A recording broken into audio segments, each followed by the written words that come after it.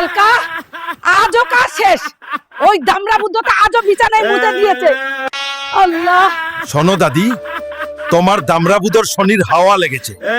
এটা শুধু একমাত্র কেতলি বাবাই ঠিক করতে পারবে। হাই রে কপাল, ঠিকই বলছিস, শনির হাওয়া লেগেছে। তুই এখানে দাঁড়িয়ে কি করছিস? যা এখনি কেতলি বাবাকে ধরে নিয়ে আয়।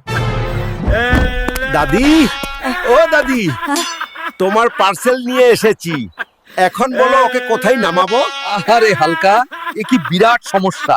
তোমার দাদুর তো পাইপ ফেটে গেছে, এটা ঠিক করতে হল ওনাকে সারের তেল খাওয়াইতে হবে।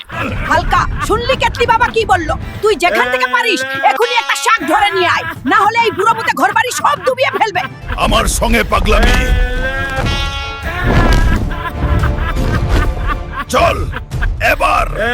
দাদি, এই নাও তোমার আর একটা পার্সেল। হালকা, একদম ঠিক কাজ করছিস। এবারের তেল খাওয়ালেই বুড়ো ভালো হয়ে যাবে। আরে কি জাঙ্গিয়া পরে কোথায় যাচ্ছ গো?